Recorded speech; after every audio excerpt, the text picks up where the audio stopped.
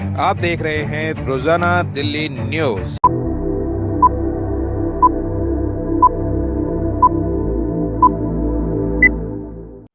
नई दिल्ली, मैं दीपक खुलवे, रोजाना दिल्ली न्यूज से। अगर आप चैनल पर नए हैं तो वीडियो लाइक करें, वीडियो शेयर करें और चैनल को सब्सक्राइब करें। बेल आइकॉन को भी दबाएं ताकि लोड किया वीडियो आप तक पहुंचे।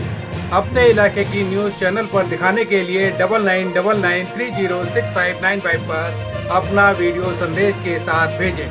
धन्यवाद। फिर वही शोषण, अत्याचार, महंगाई, बेरोजगारी, ये कहते हैं 400 पार। अरे 400 पर ना होगा दीदार, 150 में हो जाएगा बंटा घाट। ये जो भी कहे सही है, 150 में हो जाएगा बंटा घाट। और कौन दिलाएगा इन्हें 400 सीटें? मैं तो जानना चाहती। 45 साल में देश में सबसे ज्यादा बेरोजगारी रही। इतनी बेरोजगारी की मोदी सरकार ने आंकड़े छुपाने शुरू कर दिए। नेशनल स्टैटिस्टिकल कमीशन के अफसरों ने इस्तीफा दे दिया शर्म के मारे कि मोदी जी आंकड़े छुपा रहे हैं। महिलाओं का हाल, आज ये सारे भाजपाई लिख रहे हैं मोदी का परिवार। मोदी कौन है? मोदी का परिवार वो कुलदीप सेंगर, हाथरस की बेटी, याद कीजिए, कुलदीप सेंगर मोदी का परिवार है।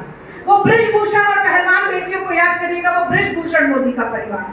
वो चिन्मयानंद मोदी का परिवार है। वो प्रज्वल रेवन्ना मोदी का परिवार है। वो अनंत हेगड़े जो कहता है कि संविधान को बदल दूंगा, वो मोदी का परिवार है। वो ज्योति प्रधान जो कहती है कि छीन लीजिए आरक्षण को, वो मोदी का परिवार है। वो दिया कुमारी उप मुख्यमंत्री राजस्थान की जो कहती है कि 400 कीजिए, संविधान को बदल के दिखाएंगे, ये मोदी का परिवार है। और इस परिवारवाद को जड़ से खत्म करने का बीड़ा आम आदमी पार्टी, कांग्रेस पार्टी, इंडिया गठबंधन के सारे साथियों को उठाना होगा, अपने मजबूत करना होगा।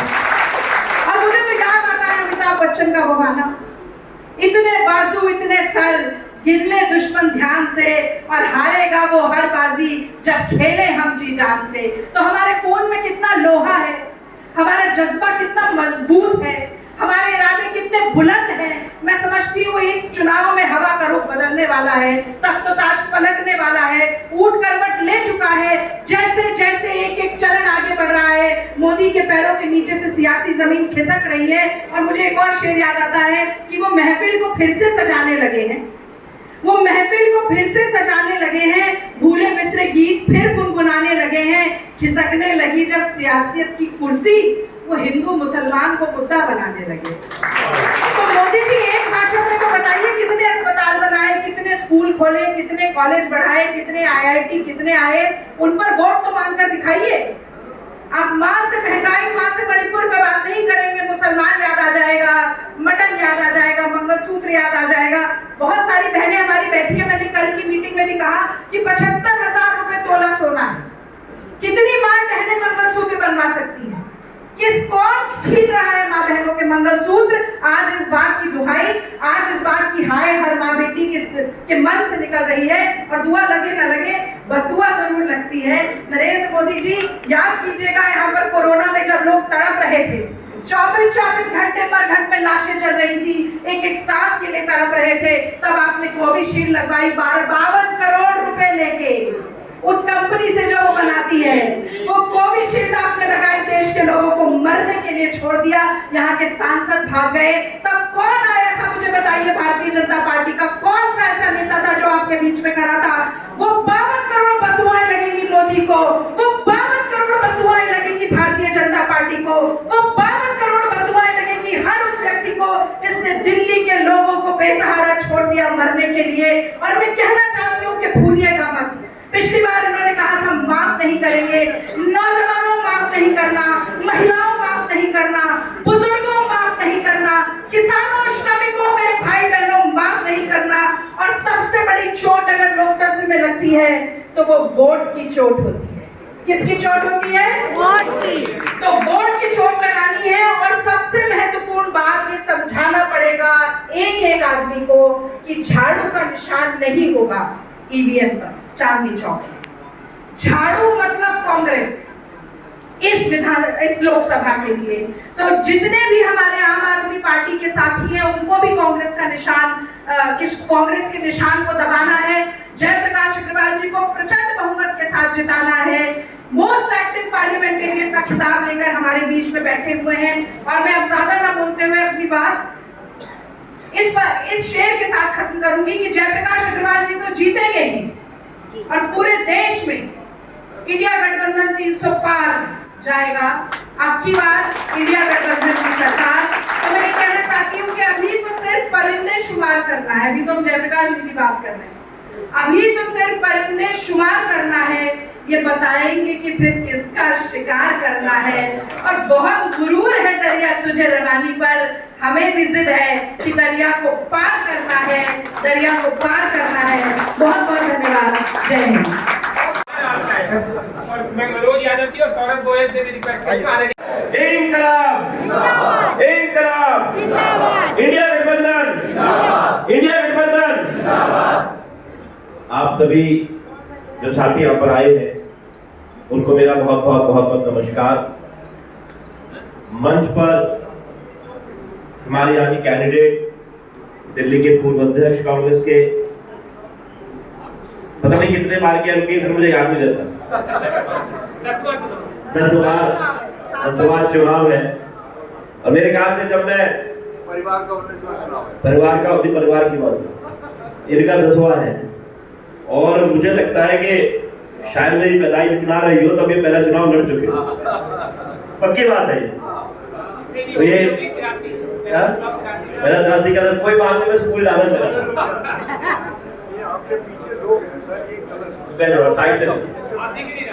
देखिए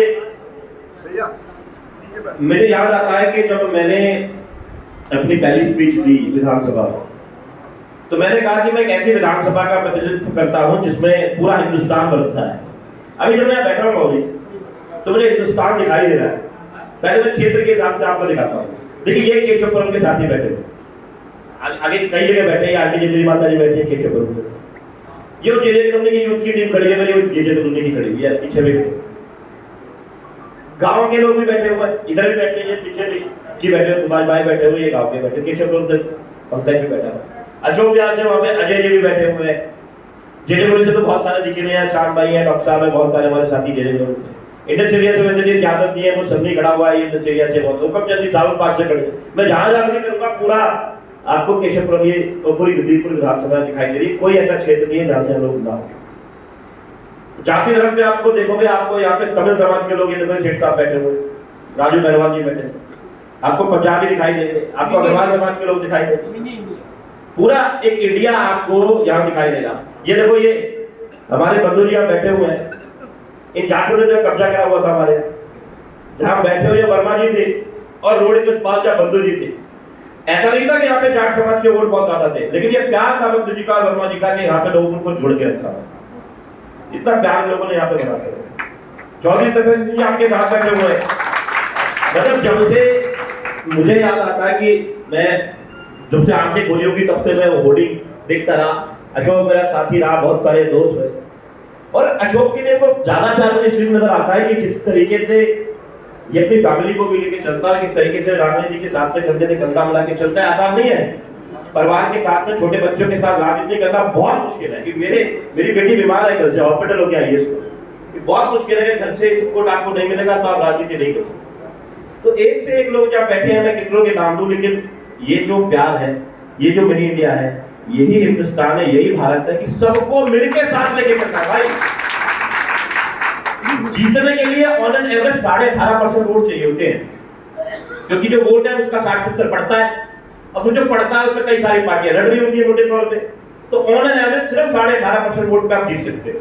तो राजनीति आप चाहते हो तो ऐसे कर सकते हो कि मैं इतनों से जीत रहा हूं, मुझे क्या जरूरत है बाकी की। कुछ लोग ऐसी राजनीति कर रहे हैं, लेकिन अच्छी राजनीति वो होती है जब आपको सब प्यार करें, आप सब सगे से जीतो।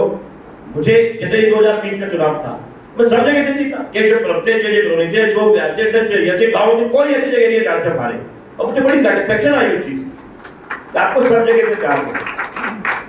आज का जो माहौल है, उस माहौल में ठीक है हम लोगों को बहुत बरकराया जाता है। आजकल का जो चुनाव है, इंफॉर्मेशन के साधन है, वो सब बंद हो चुके हैं। टीवी देखोगे तब एक पार्टी की बात सुनोगे, व्हाट्सएप देखोगे तब एक पार्टी की बात सुनोगे, पार्क में जाओगे तो फिर जाओगे, मंदिर में जाओगे तो वही बात होगी, आरडब्ल्यू में जाओगे तो वहां भी कुछ लोग ऐसे। इतने सारे व्हाट्सएप ग्रुप है, लेकिन अगर उसमें कांग्रेस का साथी कुछ लिख दे, आम आदमी पार्टी के कुछ साथी लिख दे, तो कहते नहीं इस पे सिर्फ काम की बात करो, और इतनी देर में कोई और बेकार की बात उस पर जरूर कर देगा। कोई मान के राजी नहीं है। आज जो हालात है उसमें देखो वोट क्यों करते हैं, एक आदमी वोट क्यों करता है? यहाँ सब बैठे हर किस्म का आदमी है यहाँ पे, आपको ऐसा भी आदमी मिलेगा बहुत जो 100 करोड़ का है, 100 के लोग बैठे हुए हैं यहाँ पे। अच्छा 10 चुनाव आपने लड़े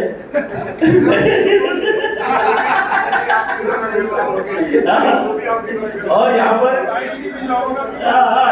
ये बात ठीक है, मीडिया नहीं है बताने की जरूरत नहीं। और यहाँ पर वो लोग भी हैं जो 2 जून की रोटी के लिए भी अपनी मेहनत करते हैं, हर किस्म का आदमी यहाँ पर है, लेकिन हर आदमी का एक वोट है। और वो वोट किस लिए करता है? उसको लगता है कि मेरे मन की बात सुन ले। अरे भैया हमें नहीं सुननी तुम्हारे मन की बात, हमारे मन की बात कौन सुनेगा यार? वो अपनी मन की बात सुनाए जा रहे हैं टीवी पे, हमारे मन की कौन सुनेगा? कोई सुन के राजी नहीं। देश को ले जा रहे 5000 साल पहले ये होता था, 2047 में होगा। अरे कल की बताओ यार, आज की बताओ। रसोई चलानी है, बिजनेस चलाना है, फैक्ट्री चलानी है, दुकान चलानी है, बच्चे पालने हैं, उसकी बात नहीं करेंगे। शिक्षा की बात आपने कभी करते देखा उनको? कभी सुना आपने? बस गुजरात में उन्होंने एक नकली स्कूल बनाया था, इसके अंदर वो बैठ गए थे। आज तक उन्होंने कहा कि मुझे शिक्षा के ऊपर वोट दे दो, कभी नहीं कहा। कभी उन्होंने हॉस्पिटल के ऊपर आपसे वोट मांगे? आपके मंत्री जी को, स्वास्थ्य के मंत्री थे हर्षवर्धन जी, उनकी टिकट और काट दी। पहले मंत्रालय वापस लिया, टिकट ले ली। हमने तो उसमें कुछ नहीं कहा, उन्होंने खुद माना, उन्होंने कुछ नहीं कहा। कभी उन्होंने महिला सुरक्षा की बात करी? वो नहीं करेगी। और वो मंगलसूत्र की बात, तो मेरे को तो वो दीपिका पादुकोण जैसे कहते हैं ना कि 2 चुटकी सिंदूर की, तो मुझे वो लगता है कि काले मोतियों का वो तुम क्या जानते हो नरेंद्र बाबू? तुमने मंगलसूत्र की क्या इज्जत रखी है यार? और तुम मंगलसूत्र की बात करते हो, बड़े चमड़े की बात। देखो आज जो भारत का जो माहौल है, अब से कमाने खाने, बहुत लोग कहते थे अब तो कमा खा रहे हैं, हमने क्या करते। ये देश बहुत ही प्यारा देश रहा है, शुरू से आज तक इस देश में लोगों में प्यार रहा। एक ही जगह पे पूरे लोग रहते हैं, पूजा करते हैं, पाठ करते हैं, साथ में रहते हैं। उस तहजीब को अगर आपको बचाना है, लाडली जी ने बहुत सारे शेर सुनाए, क्या आपने गौर किया उसमें कौन कौन सी भाषाएं थी? आपको पता है कि हिंदी बनी तो कौन सी भाषाओं से बनी, फारसी बनी तो कैसे बनी, कैसे लोग आते रहे, चेंजेस होते रहे। दुनिया में एक ही चीज है जो हमेशा होती रहती है, और वो है बदलाव। उसे कोई रोक सकता। प्रकृति का नियम है, जो पैदा हुआ है उसका मरना निश्चित है, और नेचर का नियम है जो ऊपर जाएगा उसको नीचे आना निश्चित है, इसे कोई रोक सकता। तो किसी को लगता है कि सीट में मैं परमानेंट रहूंगा, कोई नहीं था, कभी कोई नहीं था। इंदिरा गांधी जी का भी जमाना था, 400 कितनी सीटें आई थी सर एक बार? आई 414। उनके दिमाग में बस वही दिक्कत आ गई, वो इंदिरा जी के जाने के बाद अब वो उस रिकॉर्ड को तोड़ना चाहते हैं। उनके दिमाग में मुझे वो रिकॉर्ड तोड़ना है कि 414 हो जाए। हालांकि मैं बता दूं कि रिकॉर्ड तो टूटने वाला नहीं, कुछ भी ऐसा होने वाला नहीं है, क्योंकि जब आप देख रहे हैं ना टीवी पे, अब लोग चढ़ने लगे टीवी को देख के। अब व्हाट्सएप पे बदलाव है, 2019 का चुनाव में फर्क है। उसमें उन्होंने सेना के नाम पे वोट मांगे ना, और जिस भगवान राम के नाम पे वोट मांगे जाते हैं वो मर्यादाओं के भगवान है भाई। उन्होंने अपने दुश्मन के साथ कभी कैसे बात करनी चाहिए सिखाया। आप सारी मर्यादाओं को तोड़ते हो, आप लोगों में रोज बंटवारा करते हो, आप लोगों में रोज खड़ा करते हो। इकोनॉमी की बात करते सुना है आपने कभी उनको? बस ऐसी बात करते हैं कि तीसरे नंबर पे आ गए, अब चौथे नंबर पे आ जाएंगे, अब दूसरे नंबर पे आ जाएंगे। क्या आंकड़े बताते हैं आपको? कभी कोई आंकड़ा नहीं। अभी जो सबसे जरूरी चीजें हैं भाई, मत पिलाओ पानी वानी। हिंदुस्तान में कोई मीटिंग फेल करनी है तो समोसे बांट दो भाई। 2 मिनट रुक जाओ भैया, रुक जाओ। कोई बात नहीं है, नेता जो बनते जरूर है लेकिन उनको बनाया जाता है। एक कार्यकर्ता जब मेहनत करता है, जब जनता में जाता है, जब पब्लिक में जाता है, कभी कभी उसको जितनी बातें शायद राहुल गांधी जी को या अरविंद केजरीवाल जी को नहीं सुननी पड़ती, वो एक आम कार्यकर्ता को सुननी पड़ती है, पेश करनी पड़ती है, जवाब देना पड़ता है। आपसे पूछा जाएगा कि आप तो अलग अलग लड़ रहे थे, अब इकट्ठे क्यों लड़े, है ना? आपसे पूछेंगे। हालांकि आप में से बहुत सारे ऐसे लोग हैं जो पहले कांग्रेस में रहे, फिर वो उन्होंने मेरे साथ में काम किया, आज भी कर रहे हैं, तो कोई ज्यादा फर्क आपको दिखाई नहीं देता। आपसे पूछा जाएगा आपका विजन क्या है, जेपी जी क्या करेंगे जब वो जीत के आएंगे। अपना कुछ नहीं बताएंगे, वो इंतजार में रखना। अगर आप उनसे पूछ लो कि तुमने क्या करा है तो क्या करोगे, तो कहेंगे 400 पार, और कुछ नहीं कहेंगे। अब पेट्रोल 400 पार है, डीजल 400 पार है, आपने दिमाग लगा है, सीटें बेटे तो छोड़ो। मैं बार बार आपसे एक बात पे कहना चाहता हूं कि जो एक रानी जी ने सबसे इंपॉर्टेंट बात करी कि जो चुनाव चिन्ह का आपको ध्यान रखना होगा। क्योंकि बहुत भयंकर कंफ्यूजन होगी। बहुत सारे लोग पढ़े लिखे नहीं होते, बहुत सारे लोग सुबह काम पे जाते रात को आते, तो मतलब नहीं होता किसी चीज से। वो सिर्फ चुनाव चिन्ह को पहचानते हैं, इसलिए चुनाव चिन्ह की इतनी वैल्यू मानी जाती है आपको कि हमारे जैसे देश में। तो आपने समझ लेना कि वो बदमाशी जरूर करने की कोशिश करेंगे और वो कर भी रहे हैं। बहुत लाखों से हमारे पास लोग आ रहे हैं, फोन करते हैं। तो आपको एक बात जाके समझानी पड़ेगी कि भाई इसमें जो चुनाव चिन्ह है वो हाथ का है, इसमें जो हमारे उम्मीदवार है वो दोनों पार्टियों के एक ही है। सिंपल भाषा में समझाओ, ज्यादा राजनीतिक तौर पर ना समझाएं क्योंकि उनको समझ में नहीं आता। उनसे मिले, उनसे बात करें, उनको समझाएं कि आपके इस बार जब वोट करने जाए तो 5000 साल पहले के इतिहास को बार बार सुन के तो कर ही रहे हैं, क्या मुगलों ने करा, क्या किसने करा, लेकिन आपको आने वाले भविष्य के लिए वोट करना होगा। आपको इस बात को समझना होगा कि जो इतना प्यारा देश को, जब देश को आजाद कराया, इन लोगों में किसी का नाम सुना था आपने? कराने वाले तो वही लोग थे जो आजाद करा के चले गए। अच्छा, इतने कंफ्यूज है कि मैं टीवी में देखता हूँ चरखा चला रहे, आपने देखा हो यार? सुबह सुबह तुम पार्क में जाके कहते हो गांधी जी बड़े बोले इंसान थे, गोडसे जिंदाबाद, शाम को आके तुम चरखा चलाते हो। भारत में बाहर जाके कहते हैं कि हिंदुस्तान महात्मा गांधी और बुद्ध का देश है। इंडिया में तो नहीं बोलते, यहाँ के पार्क में बना होगा, इंग्लैंड में मत बताओ, यहाँ के पार्क में बताओ किसका देश। तो अब जो जरूरत है वो इस बात की कि जब लोग आप लोग यहाँ से जाएं, क्योंकि देखिए कैंडिडेट जो है आपकी बहुत बड़ी सीट है, लोकसभा की बहुत बड़ी सीट है और ये चांदनी चौक से, हालांकि ये दिल्ली की सबसे छोटी सीट है, उसके बावजूद भी बहुत जगह जाना है, लोगों से मिलना है, बात करनी है, बहुत सारी उम्मीदें लोगों को होती है, हर आदमी मिलना चाहता है। यहाँ पर लगातार आप 2 दिन आ रहे हो, कल भी आए थे, आज भी आए। तो मेरी आपसे रिक्वेस्ट है, आपको एक आदमी को समझना पड़ेगा कि आप ही कैंडिडेट है। आप लोगों से जाएं, लोगों से चर्चा करें, लोगों से बात करें और जो 25 तारीख को चुनाव है उसमें ज्यादा से ज्यादा लोगों को ये समझाएं कि भाई तुम किसी कैंडिडेट को नहीं चुन रहे बल्कि तुम देश के फ्यूचर को चुन रहे हो, तो तुम्हें उसके लिए वोट करो। ये विचारधाराओं का चुनाव है, ये किसी इंडिविजुअल का चुनाव अब नहीं रह गया। ये तो आप सब भी जानते हो, इसमें मुझे शायद कुछ बताने की जरूरत नहीं। आज जितने लोग यहाँ पर बैठे हुए हैं ये कम नहीं है, इतने सारे लोग, कितने सारे लोग खड़े हुए हैं, देखिए कितने सारे लोग खड़े हैं, बाहर के लोग हैं। मुझे ऐसा लगता है कि और जब आज मैं बता दूं, आज अगर हमारे वोटों को मिला दिया जाए, 2019 में जब कोई मोदी जी का नाम लेते हुए डरने लगे थे लोग, सेना की बात थी, एक ऐसा ब्रह्मास्त्र छिड़ा गया कि लोग बात नहीं कर पाते थे, उसके बावजूद भी चांदनी चौक लोकसभा में अगर दोनों वोट मिला दिया जाए तो सिर्फ 80,000 वोटों का गैप था। 44.9% वोट हम दोनों को मिला के मिले थे, 52.9 शायद ये बीजेपी को मिले थे, यानी बहुत कम गैप है। जबकि उस वक्त सेना का बहुत बड़ा शोर था, पुलवामा का बहुत बड़ा शोर था, साथ में राहुल जी ने ऐसी कोई यात्रा नहीं करी हुई थी जिससे उनका नाम इतना उभर के आया, साथ में केजरीवाल जी को मोदी ने जेल नहीं भेजा था। तो सबसे बड़ी ताबूत में कील लगी है वो केजरीवाल जी को जेल भेजते हुए। वो केजरीवाल जो बाहर कम खतरनाक था, जाके ज्यादा हुए, और अभी अरविंद केजरीवाल जी ने पूछ लिया है कि मोदी जी ने तो कहा 75 के बाद रिटायर हो जाएंगे, तो अब जब रिटायर हो जाएंगे तो कौन बनेंगे देश के प्रधानमंत्री? तो जो लोग आपसे पूछे कि मोदी नहीं तो कौन, तो आप पूछना है कि भाई मोदी के बाद कौन? अभी तो 1 साल ही तो है, फिर कौन बनेगा? अमित शाह या योगी जी? किसको बनाएंगे? ये तो आएगा। तो ये बातें आपने जाके लोगों से करनी है। लोगों आपको सब कुछ पता है, आप लोग रोज पढ़ते हो और आप उससे लोग बात करते हैं, मुझे मालूम है आप लोग जागरूक लोग हैं।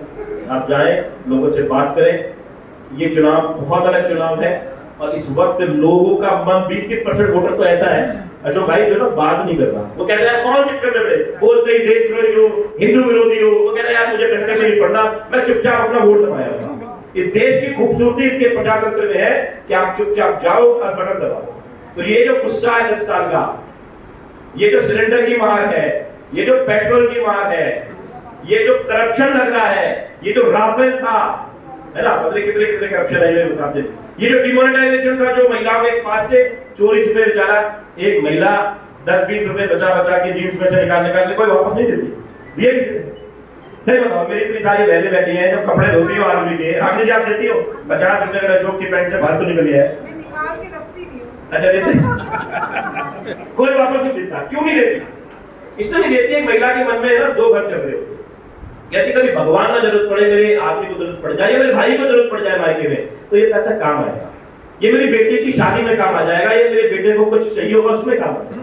अरे तुमने यार वो पैसा मैंने करवा लिया, कुछ पैसे को भी रख लिया डिमोनेटाइजेशन के नाम पे, और वो सारा पैसा सुप्रीम कोर्ट ने जज ने कहा, नहीं कह रहा कि सारा पैसा जब आई गया बैंकों में वापस तो काला धन कहां गया? नहीं था। सब पार्टियों में पैसा खींच के कैसा भी वो पैसा था डरा के और अपना चुनाव लड़ लिया। तो ये चुनाव अलग है, लोगों से जाएं, आपकी अपनी भावनाएं, आप जानते हो कि चांदनी चौक की सीट, मैं बाकी सीटों के और भी दिल्ली में और भारत में बहुत सारी सीटें हैं और माहौल बहुत तेजी से बदल रहा है जो आप देख रहे हैं, लेकिन चांदनी चौक की सीट पे गैप बहुत कम है और वो और कम हो गया है क्योंकि कैंडिडेट बहुत अच्छे हैं, और वो और कम हो गया है जब अरविंद केजरीवाल जी के लालबाग आए थे। जब चांदनी चौक में कल लालबाग के अंदर जो मॉडल टाउन विधानसभा है वहां पर जब अरविंद जी आएंगे तो मुझे लगता है कि इसके बाद में कुछ बचने वाला नहीं है, कि ऐसा माहौल बनेगा, क्योंकि लालबाग में ऐसी जगह है, मैं बता दूं, आप लोग तो उससे ज्यादा जानते होंगे शायद, कि इधर उसके वजीरपुर विधानसभा है, उधर उसके आदाबपुर है, और बिल्कुल बीच में एक ऐसी जगह है जहाँ पे चारों तरफ 4 विधानसभाएं टच होती है। बहुत अच्छी वो लोकेशन है जहाँ से शुरुआत कल सीएम साहब करेंगे, और मुझे लगता है कि आप अग्रिम बधाइयां सब ले सकते हैं, आप हमें भूल मत जाना। नहीं वो मुझे कल किसी ने बार 3 बार कहा कि मैं बार भूल जाता हूँ एक बंदे ने, तो मैंने कहा यार हम तो ये भी नहीं कह सकते, तो आप हमें मत भूलना, और आप भूलना भी चाहोगे तो भूलने नहीं देंगे, बता दें, तो याद कराते रहेंगे आपको। ये शानदार मीटिंग यहाँ पर हुई है सभी पार्टी के, दोनों पार्टियों के कार्यकर्ताओं को। एक बात और बता दूं सर, अभी मेरे पास सीपी जोशी जी का फोन आया था वहां से, उन्होंने मुझसे पूछा था कि गठबंधन कैसा चल रहा है। मैं आपको एक गारंटी से एक बात बताऊं, ये ऐसे विधानसभा है जब बीजेपी का भी वोट ले लेते हैं, तो कांग्रेस और आम आदमी पार्टी का जब टेंशन मतलब उनमें भी कुछ अच्छे लोग हैं ना, वो भी समझते हैं, वो भी आपको साथ देंगे। तो आप सबका बहुत बहुत धन्यवाद। ये जो आपने इतने बड़े सब कुर्सियों को भर दिया, कुर्सियां कम पड़ी, ये देख के हमें बहुत ताकत मिली। आप सबका बहुत बहुत धन्यवाद। चांदनी चौक से आई आवाज, आवाज दो, आवाज दो, कांग्रेस पार्टी, आम आदमी पार्टी, इंडिया गठबंधन। बहुत बहुत धन्यवाद। आदरणीय जयप्रकाश अग्रवाल। मैं पहले बहुत हल्का बोलता था, लेकिन अभी 2 दिन पहले मैं रागनी और अशोक का नमक खा के आया, जब से मेरी आवाज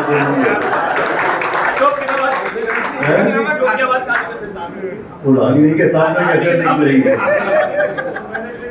यहाँ उपस्थित मेरे सारे सीनियर नेता आदरणीय राजेश गुप्ता जी, मैं इनका हृदय से आभार प्रकट करता हूँ, हृदय से आभार। बहुत दिन बाद मिले हम एक दूसरे से, हम अक्सर फंक्शनों में मिलते थे और एक दूसरे को बहुत सम्मान देते थे। कभी ऐसा नहीं हुआ कि मैंने इनको देख के मैं गाड़ी में बैठ के निकल गया हूँ या ये निकल गया हूँ। हम थे तो हम मिले भी जरूर और बहुत आत्मीयता से मिले। और जब ये चुनाव शुरू हुआ मैंने आपको फोन करा, आपने मुझे बुलाया, इतना मान और सम्मान दिया और वायदा करा, उस वायदे को निभाया। इसके लिए मैं तहे दिल से आपका शुक्रिया। और एक बात और कहना चाहता हूँ कि मैं बहुत साधारण और सीधा आदमी हूँ। भैया आप बीच में चला जाओ, मैं बहुत साधारण और सीधा आदमी हूँ, सब लोग जानते हैं। मैं कभी किसी को तंग नहीं करता, मैं कभी किसी को बेइज्जत नहीं करता, और आप मेरे पे भरोसा कर सकते हैं कि ना तो आपको ना आपकी पार्टी के एक भी कार्यकर्ता को जरा सी बात की। मैं हमेशा इस बात का ध्यान रखूंगा, जब हम एक हुए हैं, एक मकसद साथ में लिया है, तो उस मकसद को पूरा करना हम सबकी जिम्मेदारी है। चुनौती सामने वाली बहुत बड़ी है और उसका सामना हम जब ही कर पाएंगे जब हम आपस में मन मिलाकर काम करेंगे, और उसमें कोई शंका नहीं है, मुझे 1% नहीं, कोई शंका नहीं है। आदरणीय राजनीति जी, अनिल बंधु साहब, आपके चेहरे में दीपचंद बंधु जी दिखते हैं मुझे हमेशा। मैंने आपको कई बार कहा, एक बहुत बड़ा नाम दिल्ली की सियासत का जो कांग्रेस वर्किंग कमेटी तक गया, वो छोटी बात नहीं होती है। बहुत सारे पदों पर है, मंत्री भी रहे, अध्यक्ष भी रहे। आदरणीय मान सिंह जी एक लड़ाकू इंसान है, आपके किसी से नहीं बनती, लेकिन मेरे से बनती है। अशोक जी, चौधरी चतर सिंह जी, मैं हमेशा आपके पैर छूता हूँ, इसीलिए मुझे पता नहीं मेरी आपकी उम्र में कितना फर्क है, लेकिन ये सम्मान की दृष्टि है मेरे मन में आप। और यहाँ पर से दो ही प्रोग्राम आइए प्लीज, मैंने देखा नहीं था। आइए आज एक चुनौती का समय है। बहुत सारी बातें हम इस पूरे समय में करते रहे,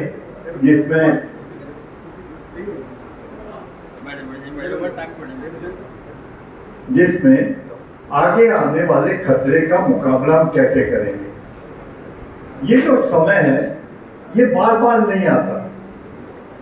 लोगों ने बहुत कोशिश करी, एक नारा दिया इस सरकार ने, मोदी जी ने, कि कांग्रेस मुक्त भारत चाहिए, और आज वो अपनी पार्टी की जान बचाते हुए घूम रहे हैं। कांग्रेस से मुक्त नहीं करा सके। कांग्रेस इस देश के जीवन धारा में है, लोगों की मानसिकता में है। कोई पार्टी नहीं है जो हिंदुस्तान में चारों तरफ हर कोने में हो। आज कहीं भी आप जाओ, आप इंदिरा जी का फोटो दिखाओ, साउथ में चले जाओ, ईस्ट में चले जाओ, रामाजिया इंदिरा अम्मा जनरेशन से लोग कांग्रेस के साथ है, कांग्रेस की मानसिकता के साथ है। कोई हमने ऐसा नहीं हुआ कि हमने कोई सोने के मकान बना कर दे दिए लोगों को, लेकिन हमने लोगों के दिल को छुआ, उनके लिए काम करा।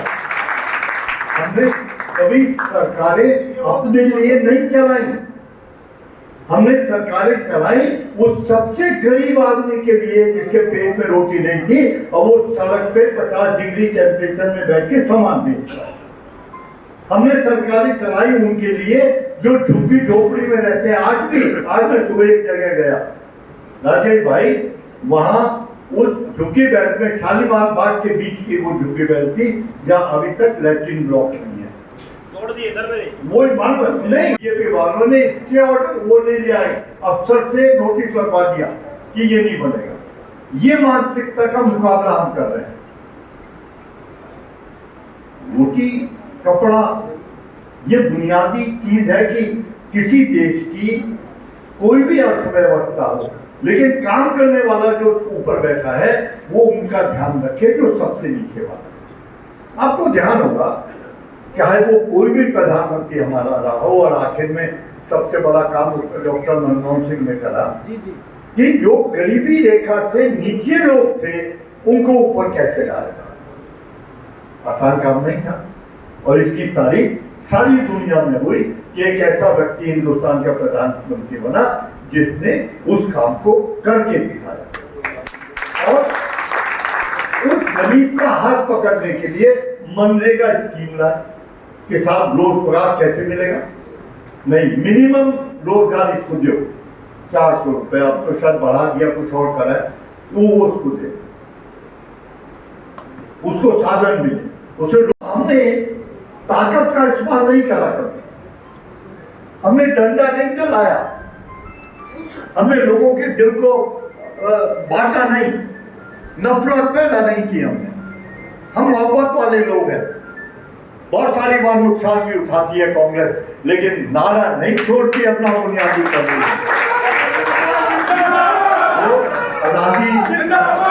आजादी से पहले का जो नारा हमारा है, हिंदू मुसलमान सिख ईसाई आपस में भाई भाई, आज नहीं किया गया, ये कांग्रेस का बुनियादी नारा है। और कांग्रेस काम करेगी रोटी कपड़ा मकान और रोजगार। अब उसके हम आज मुकाबला किनसे कर रहे हैं? जिनके दिल में दर्द ही नहीं है किसी के लिए, जिनके गरीब आदमी के लिए दर्द नहीं है। ये तो मारना जानते हैं लोगों को, रोटी छीनना जानते हैं। मेरी समझ में नहीं आया कि जिन नौजवान लोग कॉलेज से निकलते हैं उनको रोजगार चाहिए, उसकी गारंटी देने के बजाय इन्होंने सरकारी नौकरियां ही खत्म कर दी। 30 लाख जगह खाली पड़ी है अभी इस समय। झूठ बोला था। जो आदमी प्रधानमंत्री होता है उसके लफ्ज सुने जाते हैं, उसे लोग पॉलिसी मानते हैं। कोई देख लो आप, किसी प्रधानमंत्री को देख लो हमारे, लेकिन इन्होंने कहा मैं 2 करोड़ नौकरियां दूंगा, लोग झांसे में आ गए। आज क्या हालत है? वो संस्थान बेच दिए जहां नौकरी मिलती है, रेलवे बेच दिया और बेच दिए सारे, तो नौकरी कहां से देंगे? ये छोटा देश थोड़ी है भाई। कानून सरकार का काम है, कानून बनाना। किसके लिए? उसके लिए जो परेशान है। लोगों से तो देश बना है, वो दीवारों से थोड़ी बना है, मकानों से थोड़ी बना है। हमने फैसले लिए कई बार, क्योंकि झोपड़ी में इंदिरा जी ने फैसला लिया, नहीं इनको बैठाओ यहीं रखो और खरीदिए दो उनको, बिजली दो, पानी दो इनको। कॉलोनी को रेगुलाइज करा कांग्रेस की सरकार ने, 2000 कॉलोनी दिल्ली में रेगुलाइज करी और कहा नहीं इनको बुनियादी सुविधा दो और सरकारी खर्चे पे दो। यहाँ बहुत सारे पुराने लोग बैठे होंगे जो गरीब पर्ची वाले सामान बेचते थे। इंदिरा गांधी जी के समय में लाल पर्ची दी गई उनको कि कहा नहीं ये यहीं बैठेंगे, इनको उजाड़ा नहीं जाएगा। हमें ऐसी साफ सड़कें नहीं चाहिए जो लोगों की कब्रों पे बनी हो, जो लोगों की भूख मार के बनी हो। हमें नहीं चाहिए ऐसी साफ सड़कें। हम ये कहते हैं जो इस देश में रहने वाला सबसे गरीब, सबसे कमजोर आदमी है, हम उसके सबसे बड़े हिमायती हैं और हम उसका हाथ पकड़ेंगे। देश सोच से बड़ा बनता है। अब राजेश गुप्ता जी ने कई बातें कही। राजेश गुप्ता जी, जब कोई ऐसा आदमी आ जाए तो जिसको छुए बोई खत्म हो जाए तो उसका क्या इलाज है? और मैं उसका उदाहरण देता हूँ आपको। प्रधानमंत्री जी नेपाल गए, वहां भूकंप आ गया। प्रधानमंत्री जी जापान के प्रधानमंत्री से मिले, वो बेचारा मर गया, और उससे भी हट गया अपने पद से। प्रधानमंत्री जी कनाडा के प्रधानमंत्री से मिले, वो गद्दी से हट गया। अमेरिका वाले, प्रधानमंत्री जी अमेरिका वाले से मिले, वो चुनाव हार गया। और मैच में चले गए, मैच आ गए। अब इनको फाइनल देखने चले गए, फाइनल यहाँ मैच में तो बाद में गए। पहले जो हमारे वैज्ञानिकों ने वो स्पेस में भेजा था, सब चीज सही चल रही थी। जब तक ये नहीं आए थे, जब तक सब चीज सही थी। जैसे ये पहुंचे वहीं बेवजह उसके बाद जीता जीता मैच हरवाया है। तो अब क्या करें? अब देश को जब से इन्होंने छुआ है, आज 70 करोड़ लोग गरीबी रेखा से नीचे है। ये सरकारी आंकड़ा है। कहते हैं ना बीजेपी वाले, प्रधानमंत्री खुद कहते हैं 70 करोड़ लोगों को राशन दे रहे हैं, तो राशन तो उन्हीं को दिया जाता है जो बिलो पॉवर्टी लाइन है। पैसे वाले को थोड़ी दे रहे हो आप राशन। तो सर, मेरी हाथ जोड़ के प्रार्थना है सर, ये एक बहुत चुनौती भरा चुनाव है। डिक्टेटरशिप, तानाशाह के खिलाफ चुनाव है और हमें इनसे मिलकर लड़ना है। हम दोनों पार्टियों में कोई फर्क नहीं है। ये गठबंधन का मतलब दोस्ती होता है और वो दोस्ती हमारी इसी तरह रहेगी और हम मिलकर इस चुनौती का खूब डटकर जिंदाबाद जिंदाबाद जिंदाबाद, कांग्रेस पार्टी जिंदाबाद जिंदाबाद जिंदाबाद। मैं आपसे प्रार्थना करता हूँ कि क्योंकि 4 जगह झाड़ू है और 3 जगह हाथ का निशान है, मैं आज माननीय केजरीवाल जी से मिलके भी आया। मैं देखना चाहता था कि मोदी जी ने बंद करा तो उनके चेहरे पे कैसे हालात है, तो मुझे वो बड़ा खिलता हुआ चेहरा लगा। मुझे तो नहीं लगा अरविंद केजरीवाल जिंदाबाद जिंदाबाद जिंदाबाद। इसलिए यहाँ पे झाड़ू का निशान नहीं है, हाथ का निशान 2 नंबर पे होगा। उसके लिए आपको ज्यादा प्रचार करना पड़ेगा ताकि वो वोट खराब ना हो, कभी अंदर जाके लोग झाड़ू का निशान नहीं दे। तो मेरी विधायक साहब आपसे भी प्रार्थना होगी कि इस पे जो आपके कार्यकर्ता है, आपके साथी नेता है, वो भी इस पे इसी तरह काम करेंगे और हम भी करेंगे और हम सब मिलकर हाथ जोड़कर, हाथ में हाथ मिलाकर इस चुनाव को लड़ेंगे। बहुत बहुत धन्यवाद। जय हिंद।